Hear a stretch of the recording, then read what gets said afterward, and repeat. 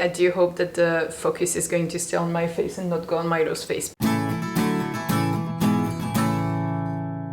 Hi everyone, I'm Noémie, I'm a student in costume, and this week we are talking about what's on your Christmas sewing wish list, and I just wanted to chat about what's on your wish list, also quickly share what's on mine, and I just wanted to make it cozy. We have a Christmas tree in the background, we have a sleeping Christmas corgi just next to us, and I put my Christmas looking jumper on to give all the Christmas feels, so let's talk presents. I'm putting this in a random order. I'm just, taking things as they come. But on Lily's Christmas wish list, there is everything she needs to make jeans, and that's just really the full circle moment, because actually in the Halloween video we talked about how scary it was to make jeans, and I think it was one of her fears, and now she's ready, and I think 2025 is going to be her year for jeans, and so Father Christmas is hopefully going to bring her everything she needs. I have sneaked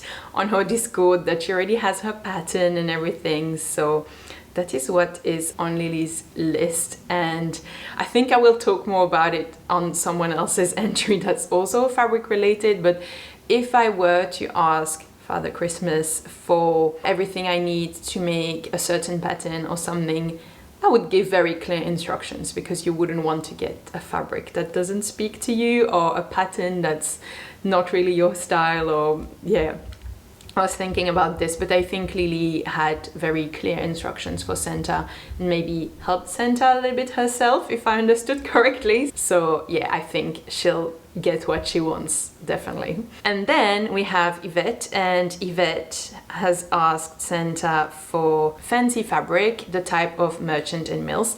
And I had a follow-up question for Yvette, because I was like, are you just going to send Santa to buy any fabric? Because even if you say Merchant and Mill, I feel like it's still quite broad. So I asked a follow-up question, and she did confirm that she would give very clear instructions to Santa, which I think is really good, because I would not trust even Santa, I would not trust anyone to go and buy me fabric. I think at a pinch, maybe now my wife has heard enough about my sewing for her to buy fabric for me, and I was thinking maybe friends from sewing school, because they know about sewing. I might trust them to buy me fabric, but otherwise I wouldn't trust anyone to buy me fabric. I would be so scared to get something like super random, unusable, wrong yardage. I don't know, I find like sending someone to buy me fabric, I would be really scared of it, but luckily Yvette has planned it, and Santa is getting very clear instructions on what she wants, so it should be fine too. By the way, I'm reading this, but guys, I'm expecting a feedback on if you got your wishes fulfilled. I mean, were you good enough to get your presents or not? If there's photos, come and show them on the Discord, but I want to follow up on this. This is not a single video. I want to see your presents, please. Okay, next up we have Evan, and Heaven is asking for a Serger this year. Evan, have you been like really good? Because a Serger is a big ticket item. My god, a Serger is so cool. That would be such a cool Christmas present. Again, I would personally send clear instructions to Santa, because I feel like there's many different Sergers and brands, and you could maybe think like, oh, I'll go cheaper, but for a Serger you do want a good one. So I'm curious to see if you get one, if you're happy with it. What a way to level up in the new year, to have a Serger for Christmas. That'd be so cool. And you also mentioned nice fabric shears, and oh my god, Evan, this present is going to be life-changing for you, because you probably know I had to buy new fabric shears for school because I needed bigger ones than the one I originally had, and my ones were already good to start with. But oh my god, the ones I had for school, and they were only 36 euros, I believe. I don't remember super well, but I mean, they were a step up, but they weren't like crazy. What a life-changing moment. They cut in at the fabric like butter.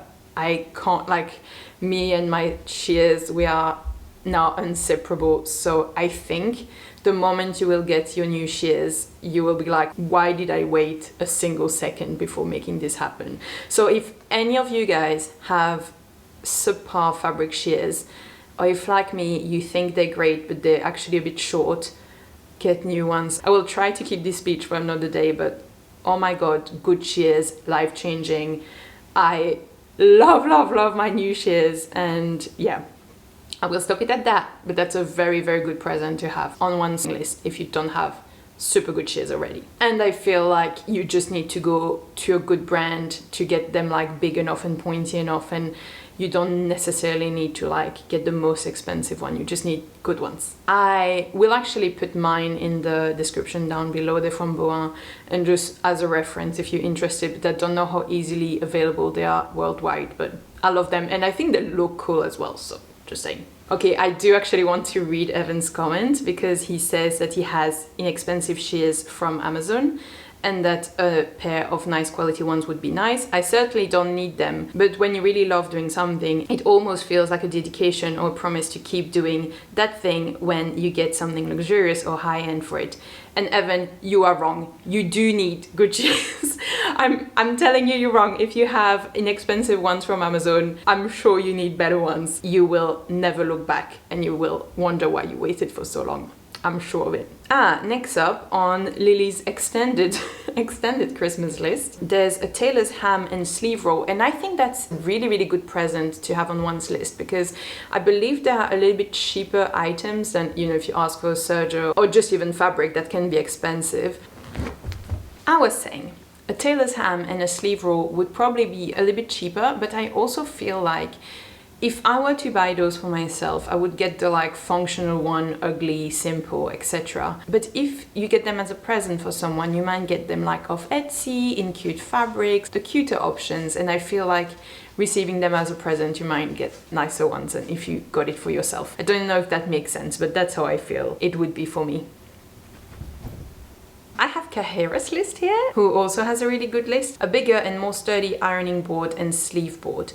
Really good one. Last year my wife got me a new ironing sleeve, and yeah, exactly like I said with the ham before, she got me like a really luxurious one. So, you know, if I were to buy my own ironing board sleeves, like, I don't know what I would get, but you know, like I wouldn't get the fancy one, but because it was a Christmas present, she got me something super, super fancy, and honestly, every time I iron now, it's such a pleasure. I'm so happy with it. And I had reached a point where you could see the grit of my ironing table on the clothes I was ironing because the batting of my original sleeve was so worn down. So the sleeve I have is ultra technology that bounces the heat back, something really fancy that's made so that you iron quicker and everything. I love it. Honestly, I think people thought it wasn't very unsexy present when I received it last year. I disagree. I loved it. A clapper, exactly in the same category as the ham and everything.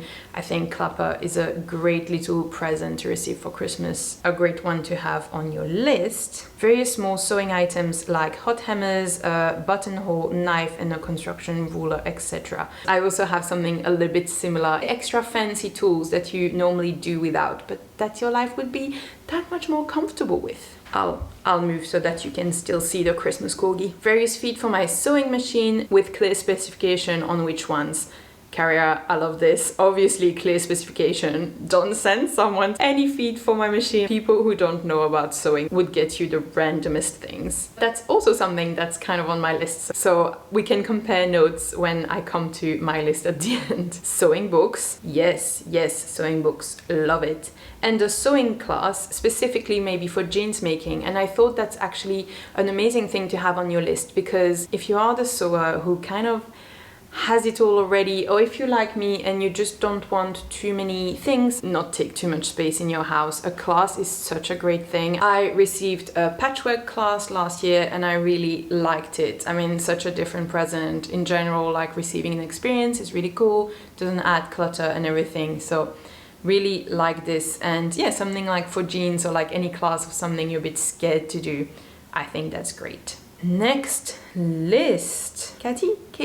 Kate. Oh my god, I always struggle with the Katies and the Kates. I'm very sorry. But I'll say Katie. Katie's not getting a sewing gift this year, but she just bought herself a collapsible cutting table and she's very happy with it. I thought it was still worth mentioning because actually, if you are in a small space, so I actually have a big dining room table and I don't have kids, so I don't share the table with the kids. I share the table with my wife and it's kind of easy to just move her away from the table if I need to.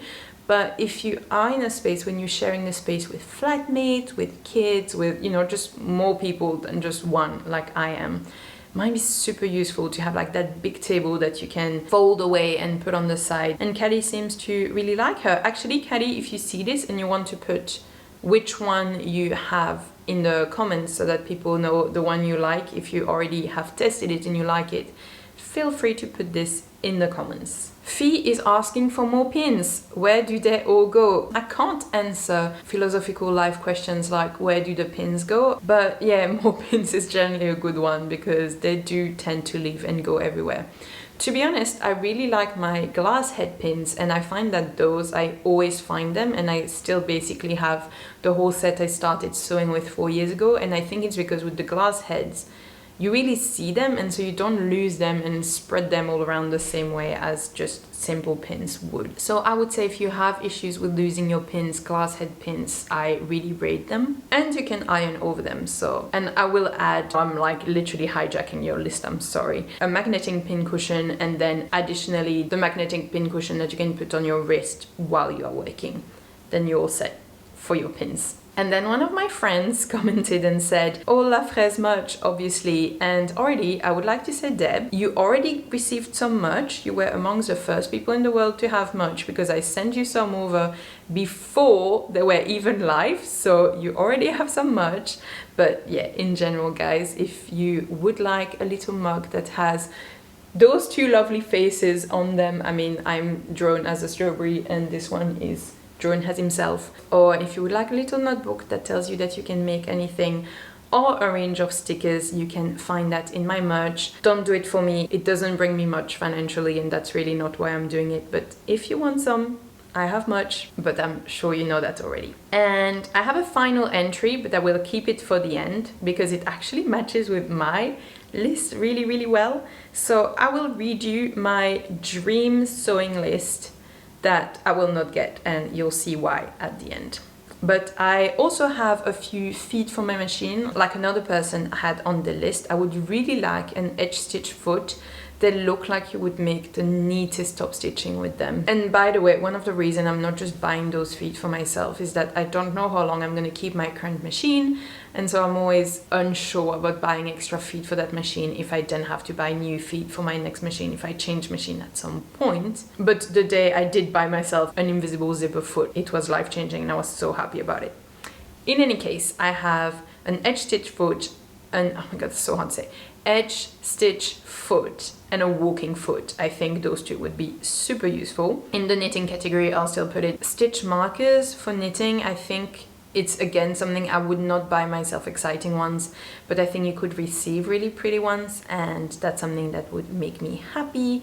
Pretty ones, you know, from a little creator or something, I would love that. I have a ton of books on my list, but they're actually all in French, and yeah, basically the school we've been recommended at school, so I'm not gonna go through the whole list, but I definitely have in mind that if some of those books are interesting, that I would maybe summarize the learnings from them or talk about them to you in some way. I need to think about how that can work with the books being in French, but just so you know, I'm hoping for some sewing books. I mean, they're not sewing books actually, let me correct this. They are color theory books, so the history of dyes and different colors and the meanings and history of creating those colors on fabric. There's also movie commentaries on movie costumes and how, you know, sometimes they transform the costume a lot and doesn't match the time period and everything, so like costumes and movie commentaries. There's one that is outfits that have changed the world in some ways, and also one on corset making and the history of corset making. So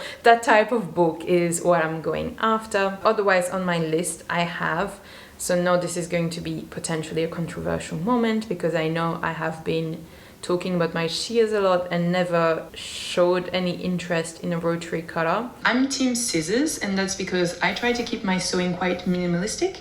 So if you have rotary cutters, you need several blades, you need to change your blades, you need a mat, you need more space.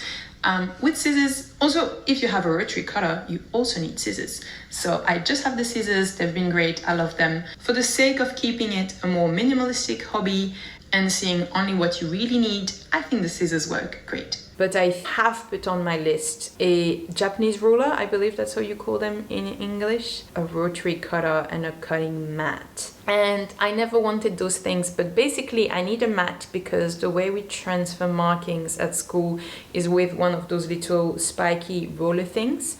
And I need a mat to use that because I can't use it on my table. It would really destroy the table. So I use it on my tiles on the floor, but it's not really comfortable. So I was like, I need a mat. Like literally the reason why I don't want a rotary cutter is because then you need a mat and a mat takes a lot of space. But if I need a mat anyway, then I may as well have a rotary cutter. So that's a thing that might be happening in my life at some point. We shall see. Anyway, I'm not getting any of those things for reasons I'll mention in a second. But yeah, I'm just saying this. And two things I will actually show you on screen that I saw. It was in one of the videos from the fold line and I thought that was brilliant. Is a flex hammer. How cool is that? So you basically can make the hammer take the shape you want and bend it in the way you want, and then you can just iron your fabric on the curve. I was like, genius. The fold line was already out of stock when I looked after the video. I think everyone went to buy it, but I think that's extremely cool. And then the seam allowance circles. So cool, because at school we have to add our own seam allowance all the time, and it's so tedious because obviously you need to go with your ruler. I mean, it takes so long, and I was like looking at those little circles and thinking like, that would be cheating. Would the teacher be angry? I don't know, but at the same time, so good, such a good tool. So they're both from Generates, and I think in general she has great little tools and things that would be super giftable. So if Santa's looking for inspiration, Generates in general, amazing. But those two, I was really drooling over. Super cool presents. Would be really, really happy to receive that. Not really a Christmas present, but I was very lucky to receive from my wife this little advent calendar from Kylie and the Machine. We had to pay such a high price on import tax from them because Belgium has really bad import taxes, and this comes from Australia. So I think if I were to do this again, I would try to be a little bit smarter with the importing it because I paid a lot of taxes to get this. First, what a cute design. I really like it. And if you follow my Vlogmas, you can see every day what little labels I get in this calendar. And when my wife bought this, there was a special going on, and she actually got a little bundles of Kylie and the Machine goodies with it, and that's under the Christmas tree for me. So there's more Kylie and the Machine things coming for my Christmassy future, but how cool. I really like it. It's very whimsical. So really like my advent calendar. It's really fun every day to open it and see what labels I got. And I'm super excited for all the cool labels I'll have in my clothes in the next year. My wife had offered me already a while back labels with my name on it, like I think it says handmade by Noémie or something like that, but they're just printed on, and so actually with washes it goes away and you end up with just a white label, which is a bit sad. So I'm excited for the really fancy labels from Kylie and the Machine. So fun. Okay, let's go to our last entry, one I resonate with a lot. And it's Leslie, and Leslie is not getting any sewing present this year because she is asking for a new wedding ring. Body changes mean it no longer fits.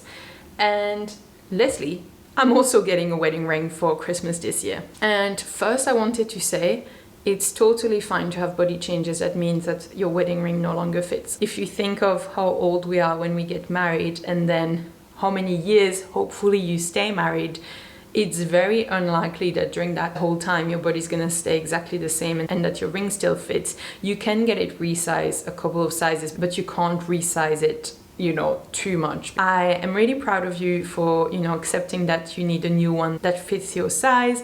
I hope you get a beautiful ring that you're really, really happy with. For my part, I have not changed. I mean, I've also kind of changed size, which led to me losing my wedding ring about 1.5 years after we were married. It was really heartbreaking because to make our wedding rings, we actually gave family gold. So Francesca had something from her nonna, and I actually gave, I don't know what's the exact name, but it's the little bracelet, gold bracelet that has your name on it that I received at my first communion. And This is the gold we melted for a wedding ring, and I have lost mine. So it was, you know, precious. It was gold that I had with me for years and years and years, and that's just something you can't get back. Also, gold now is very expensive, and because I lost my first wedding ring, I would really not feel comfortable getting another like expensive one. Like if we pay for the gold to get my ring remade, it was also made by a friend who's a jeweler, so made by a friend, family gold, lost it, like devastating on all accounts. I really don't feel like I could get my friend to remake me one, because with the price of gold it would be a very expensive ring and I would just be too scared to lose it again. So what I'm actually getting for Christmas is a cheap second-hand wedding ring. So we've looked at models that I like, and yeah, one that if I lose it, it's not a big deal, because that really scarred me. I have to say, it was on my finger and then at some point it was not anymore, and I just couldn't find it. And I called the theater where we had been the night before. I told my work in case they found it. Like, I told everyone and everything, and yet the ring never ever showed back. And we were kind of hoping that maybe when we moved it would reappear, because maybe it had been stuck somewhere behind furniture or something, and when we moved last year it did not reappear, so it was clear that the ring was truly gone. Married for 5 years, and I have been 3.5 of those 5 years without my wedding ring. So that's also why I'm getting a wedding ring for Christmas, just like Leslie. So you are. Leslie, I don't know if you expected it, that it would be such a popular gift to receive for Christmas. Well, thank you so much for watching this video. If you have any sewing gift on your wish list this year that you haven't mentioned yet, please leave it in the comments so I can see it. Like this video if you liked it, subscribe if you want to come back for more. This is Vlogmas also at the moment, so come back on Friday to see Vlogmas. I would like to thank Suzanne for a second time, and Suzanne, go ahead and make as many platypuses as you want to make, and you know, stay creative and stay like daring. Ducks don't need to be ducks. If you know, you know. Thank you so much for tipping me a coffee. Everyone, don't forget that you can make anything, and I'll see you in the next one. Bye.